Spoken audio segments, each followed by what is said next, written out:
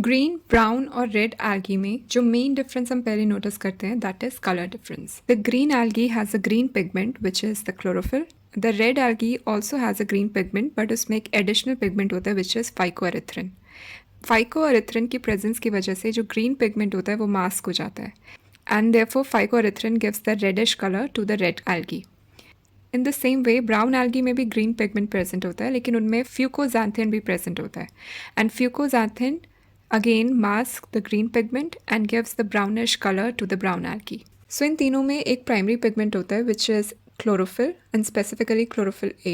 Primary pigment के अलावा एक secondary pigment होता है या फिर accessory pigment होता है which is fucoxanthin and chlorophyll C. In case of brown algae, in case of red algae it is phycoerythrin and chlorophyll D.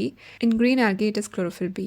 Accessory pigment का काम होता है कि वो लाइट एनर्जी को अब्जॉर्ब करता है एंड अब्जॉर्ब करने के बाद वो आगे ट्रांसफ़र करता है to the primary pigment. Also there is a difference कि कौन सा पिगमेंट कैसी वेवलेंथ को अब्जॉर्ब करता है. जैसे अगर आप देखोगे chlorophyll absorbs the bluish and the reddish wavelengths and reflects the greenish wavelength. इसलिए it appears green in color because it reflects the green light and absorbs the bluish and the reddish light. ऐसे ही phycoerythrin में it absorbs the bluish and the greenish light and reflects the reddish light. So this is a spectrum. आप देख सकते हो इसमें different pigments different range of wavelengths को absorb कर रहे हैं. So this is an advantage कि अगर आपके पास बहुत सारे pigment हैं they will capture different wavelengths of light. So lastly I will say कि 3 pigments होते हैं algae में क्लोरोफिल, कैरोटिनॉइड्स एंड फाइकोबिलेंस. कैरोटिनॉइड्स में आगे कैरोटीन्स और जैंथोफिल्स आते हैं और फाइकोबिलेंस में आगे डिविजन्स होती हैं जैसे फाइकोएरिथ्रिन और phycocyanin. Phycocyanin you will find in blue green algae cyanobacteria में. Phycoerythrin is present in red algae, xanthophylls are present in the brown algae. बाकी chlorophyll is present in all these algae. It is also present in land plants. Carotenoids are also present in land plants, in papayas, in mango. सो ये सारे pigments होते हैं और हर organism के पास एक different तरीके का पिगमेंट होता है. आपने ये भी पढ़ा होगा कि रेड एल्गी जो होते हैं वो फ्लोर ऑफ द ओशन में भी पाए जाते हैं. वो इसलिए होता है बिकॉज जो फाइकोएरिथ्रिन जो पिगमेंट है it absorbs green and bluish light. और ग्रीन और ब्लूइश लाइट जो होती है वो उसमें मैक्सिमम एनर्जी होती है. मैक्सिमम एनर्जी होने के कारण वो मैक्सिमम डिस्टेंस तक ट्रैवल कर सकती है. सो बिकॉज रेड लाइट पहले ही अब्जॉर्ब हो जाती है ओशन में, जो ग्रीन और ब्लू लाइट है वो एकदम नीचे तक जाती है to the floor of the ocean and therefore वहाँ पे रेड एल्गी सर्वाइव कर सकती है because it has the capability of absorbing those blue and green wavelength. So basically तीनों एल्गी डिफरेंट वेवलेंथ्स पे लाइट को अब्जॉर्ब करते हैं.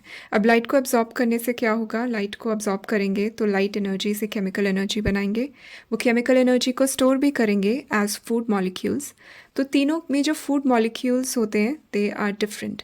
जिस तरह से फूड को स्टोर करा जाता है इन तीनों एल्गी में those are different molecules. So starch का जो स्ट्रक्चर है that is made up of glucose. Glucose 2 तरीके से अरेंज्ड होते हैं, या तो वो लंबी चेन्स में अरेंज्ड होते हैं इन अ लीनियर वे जो कि जिसको हम अमाइलोज बोलते हैं, या फिर they are present in branch chains जिसको हम अमाइलोपेक्टिन बोलते हैं. अमाइलोपेक्टिन के जैसा ही एक और मॉलिक्यूल होता है फ्लोरिडियन स्टार्च.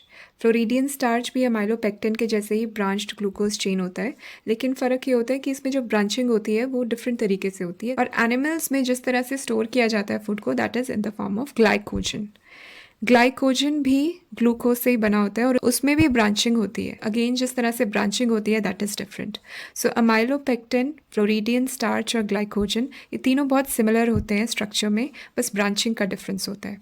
अनदर स्ट्रक्चर लैमिनेरिन, लैमिनारिया से लैमिनारिन आया है. Laminaria is a type of brown algae. So laminarin भी ग्लूकोज से बना होता है और ग्लूकोज की चेन्स ब्रांच चेन से बना होता है. इसमें डिफरेंस ये होता है कि जिस तरह से ग्लूकोज जुड़े होते हैं they are joined together with the help of beta linkages. इन सब में there were alpha linkages. So ये difference होता है. And mannitol is an alcohol sugar.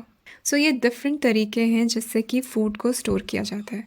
अगर आप साइनोबैक्टीरिया में देखोगे उसमें मिक्सोफिसियन स्टार्च होता है, हमारे अंदर ग्लाइकोजन होता है, प्लांट्स में स्टार्च होता है, Chlorophyceae that means green algae में स्टार्च होता है. सो डिफरेंट ऑर्गेनिज्म में डिफरेंट तरीके होते हैं स्टोर करने के फूड को.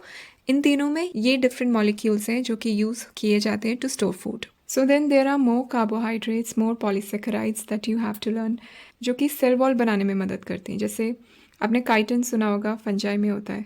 सेल्यूलोस आपको पता है प्लांट्स में होता है, पेप्टिडोग्लाइकन बैक्टीरिया में होता है, सिलिका होता है डाई एटम्स में. So different kind of organisms will have different molecules as their cell walls. In these algae cellulose common होता है तीनों में. उसके अलावा कुछ एडिशनल मॉलिक्यूल्स होते हैं which are also a type of polysaccharides, जैसे algin, pectin, polysulphate esters. Polysulphate, ये जो सल्फेट एस्टर्स हैं जैसे अगार, कैराजीनिन, ये फूड प्रोडक्ट्स में बहुत यूज़ होते हैं. जैसे अगार को जेली बनाने में बहुत यूज़ होता है, आइसक्रीम बनाने के लिए.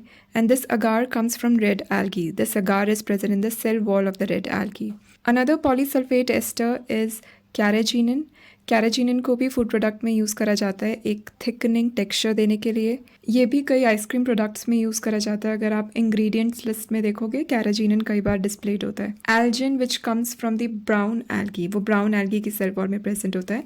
Elgin is also used in food product. Even pectin which comes from red algae, that is also present in food product.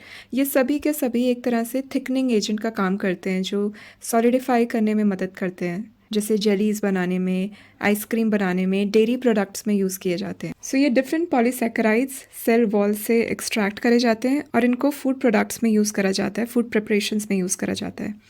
इसके अलावा एंटायर सीवीड्स को कंज्यूम करा जाता है, specially in Japanese culture, Korean culture. वो सीवीड्स बहुत ज़्यादा खाते हैं. नोरी करके एक जो राइस के अराउंड जो रैप करा जाता है, that comes from red algae porphyra. Then brown algae, green algae, they are also consumed.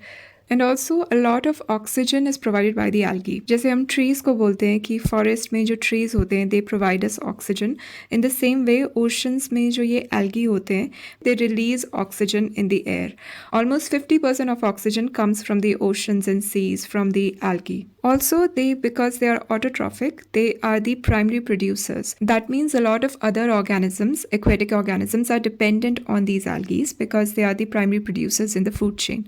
So algae has immense importance in any ecosystem they are part of. Now where are these algae present? ये algae present होते हैं aquatic environments में. So आपने देखा होगा lakes में, ponds में algae की layer जम जाती है ऊपर, या stone पे, rocks पे algae के mat देखे होंगे आपने. सो जहाँ पे मॉइस्चर होगा वहाँ पे एल्गी आ सकती है, कोई वॉल पे, स्टोन पे. ऐसे ही रेड एल्गी और ब्राउन एल्गी इतना कॉमनली देखने को नहीं मिलता है, but they are also present in the aquatic environment. लेकिन मोस्टली उनको सीज या ओशंस में पाया जाता है, सॉल्टी वाटर में ज़्यादा प्रेजेंट होते हैं. जैसे केल्प्स होते हैं. Kelp is a type of brown algae, और ये ऐसी ब्राउन एल्गी होती है जो कि बहुत टॉल होती है, almost like 100 metres tall. These brown algae they make a forest within the ocean. जैसे लैंड में फॉरेस्ट होता है उसके अंदर बहुत सारे एनिमल्स रहते हैं, वैसे ही केल्प फॉरेस्ट जो ओशंस के अंदर होते हैं उनके अंदर भी बहुत सारे एक्वेटिक एनिमल्स रहते हैं. सो ओशंस के अंदर दे फॉर्म्स दीज इकोसिस्टम्स.